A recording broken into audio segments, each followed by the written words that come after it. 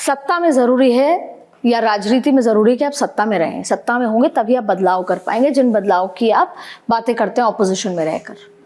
मुझे आप बताइए, ये जो ड्यूअल पावर वाला सिस्टम है जिसको आप लोकतंत्र या डेमोक्रेसी कह रहे हैं, उससे क्या कांग्रेस पार्टी को नुकसान नहीं हुआ?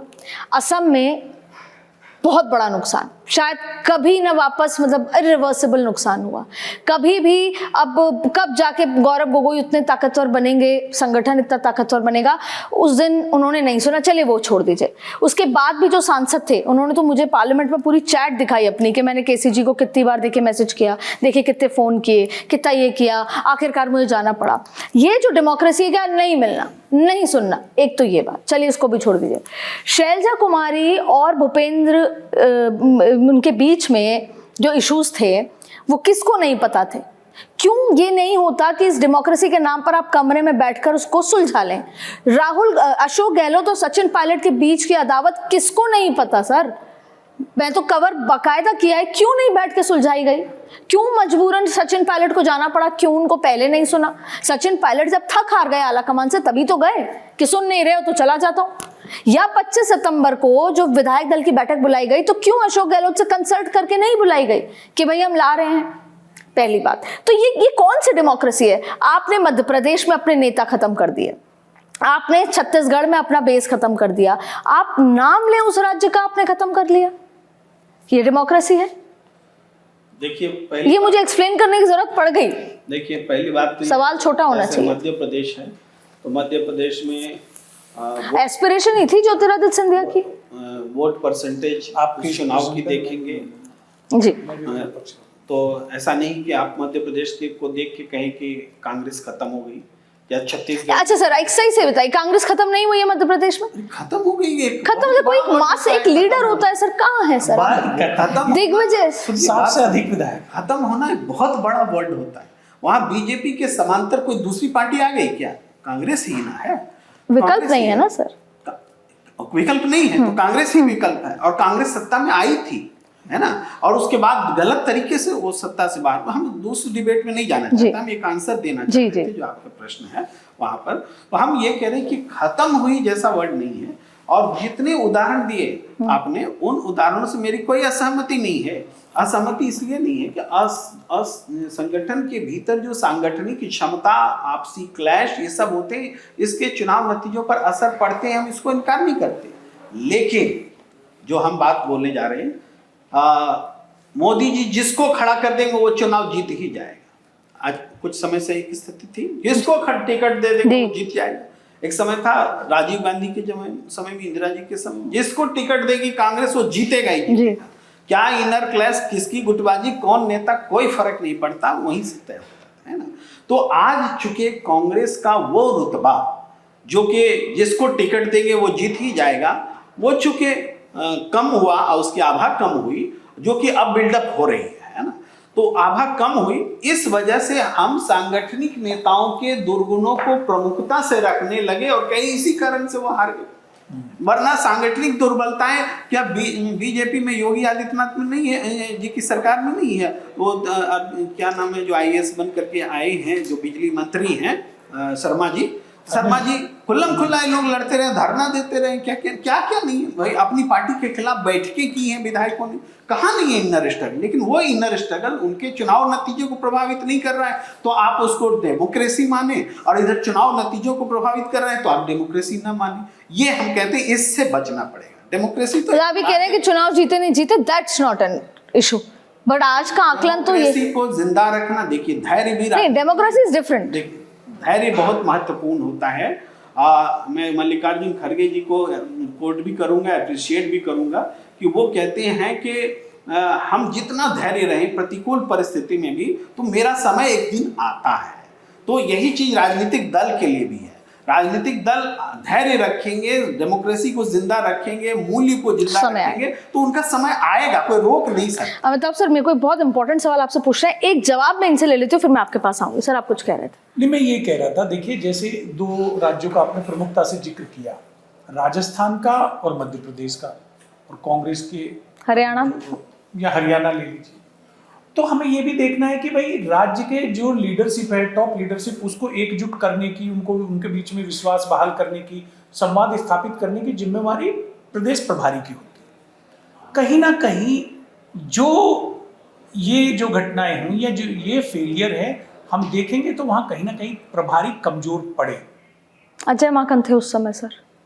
अजय माकन प्रभारी नहीं थे उस वक्त जब राजस्थान की घटना हुई थी। अविनाश पांडे प्रभारी थे, उसके बाद अजय माकन। और मैं आपको दूसरा बताना चाहूंगा कि हरियाणा में दीपक बावरिया जी थे, उनको तभी राज्य का इंचार्ज बनाया गया था। बहुत योग्य नेता है दीपक बावरिया जी, लेकिन वो दोनों नेताओं के बीच में सुलह नहीं करा पाए।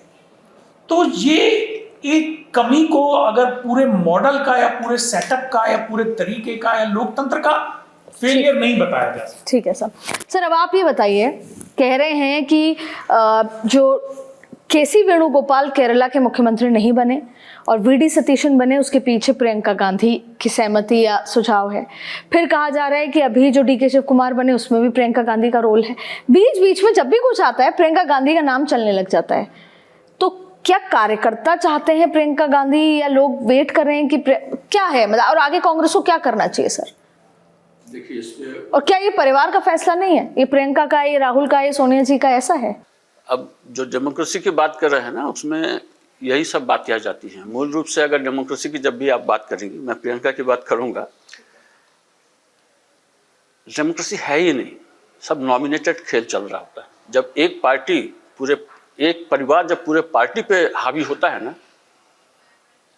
वहां डेमोक्रेसी खत्म हो जाती है। कहीं पे भी मुख्यमंत्री के चयन आज से नहीं। हाँ, जहाँ पे गांधी परिवार के अध्यक्ष की बात आती है वहां डेमोक्रेसी खत्म हो जाती है। प्रेम कुमार जी से मैं पूछूंगी इसको लेकर। आजादी के बाद से आप देख लीजिए, कोई डेमोक्रेसी नहीं चलती, सब नॉमिनेटेड लोग होते हैं। नियम क्या कहता है? जो लोग विधायक चुने गए वो बैठ करके तय करेंगे कि हमारा नेता कौन होगा। नाम जाता है, हर एक दल यही करता है। ठीक है, भाजपा ज्यादा करती, कांग्रेस कम करती, जो भी हो। इंटरनल आप देख लीजिए, पार्टी के अंदर भी इनके अंदर इलेक्शंस नहीं होते। नॉमिनेटेड लोग अगर कभी कराए हुए तो सबको पता होता कि हाँ, पहले पता होता कि कौन जीतेगा और उसके बारे में, और बाकी की हिम्मत नहीं होती कि वो करे। मैंने तो ऐसी मीटिंग्स देखी हैं जिसमें हाल तक आप मोबाइल लेके अंदर नहीं जा सकते हैं। क्यों भाई? तो कोई इंटरनल इनके अंदर डेमोक्रेसी नहीं है। जो डेमोक्रेसी के नाम पे इस देश में शासन कर रही है पार्टियां, ठीक है ना, जो मजबूत हो गया, दबंग हो गया, तो इसलिए पावर टसल बहुत तगड़ा होता है। प्रियंका जी का जहां तक सवाल है, देखिए मैंने रिपोर्टिंग काफी 90 से मैं रिपोर्टिंग कर रहा हूं, और मैंने उस दिन भी प्रियंका को देखा था जिस दिन राजीव गांधी को मार दिया गया था। उनका अखबार में था ना, उसमें उस लड़की ने उस उम्र में जिस ढंग से लीड किया, बाकी सारे लोग निढाल थे परिवार में, और वो बॉडी के साथ मूव कर रही थी, और सारी बातें लोग उनसे पूछ रहे थे क्या करना क्या नहीं करना है। उस उम्र में एकदम युवा, मेरे ख्याल से 17-18 साल होगी। मैंने उस समय से देखा है। बाद के दिनों में प्रियंका और सोनिया गांधी के बीच में पावर टसल शुरू हो गई थी। सोनिया गांधी कतई नहीं चाहती थी कि प्रियंका आगे आए, क्योंकि प्रियंका बोलने में अच्छी, स्थानीय लोगों से संवाद करने में बहुत अच्छी। वहाँ राहुल कमज़ोर पड़ जाते हैं, हमेशा कमज़ोर पड़े। बाकी क्षमताओं की बात नहीं करूँगा। राजनीति करने में प्रियंका बहुत सहज है, आप उनको देखेंगे। मैंने जो 2002 में सलाह दी थी इनको, उसका कारण यही था कि प्रियंका के आने से पार्टी संभलेगी। दूसरा, इनका सबसे बड़ा जो माइनस पॉइंट रहा, जिस पे मैं करीब पिछले 20 साल में कई बार बोल चुका, बीच में इन्होंने एक बार कोशिश की, कांग्रेस का एक सेवा दल होता था, उस सेवा दल को इन्होंने खत्म करके रख दिया। हरीश रावत ने बहुत समय तक संभाल के रखा, बहुत बातचीत होती थी पचौल जी में, उसको इन्होंने खत्म कर दिया है, जिसकी वजह से आज जनता से कनेक्ट इनका खत्म हो गया। आज भी सेवा दल को उठाते हैं, मगर ये देखिए क्या करना है, आपको अपनी जड़ों को सींचना है केवल, वो करते ही नहीं। इतनी वो दरबारीपना सबके बीच में आ गया, सब राजा हो जाते हैं, फिर वो जमीन पे जुड़े नहीं रह जाते हैं। प्रियंका वहाँ काफी अभी भी जाती है, कहीं पे भी एक किसी भी सभा में भेज दीजिए, वो तुरंत स्थानीय लोगों से कनेक्ट करती है।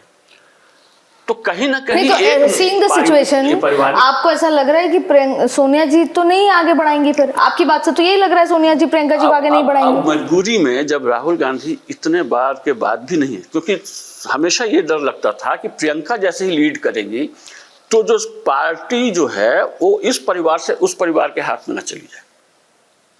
नहीं ऐसा मैं नहीं मानता। मैं बोलूँगा सर, हाँ आप जरूर बोलिएगा। ये रहा है क्योंकि हमने ये महसूस किया है, केवल सुना नहीं, महसूस किया है, और इस वजह से उनको कभी भी महत्वपूर्ण रोल में नहीं लाया गया। बहुत मजबूरी में, जब राहुल बिल्कुल अब लग रहा था कि चल नहीं पा रहे। अभी भी राहुल जो है बहुत डिपेंडेंट रहते हैं, उनके आसपास जो 4-5 लोग हैं उनके ऊपर डिपेंडेंट रहते हैं, और वो मुझे नहीं लगता कि कतई बढ़िया किस्म के लोग हैं।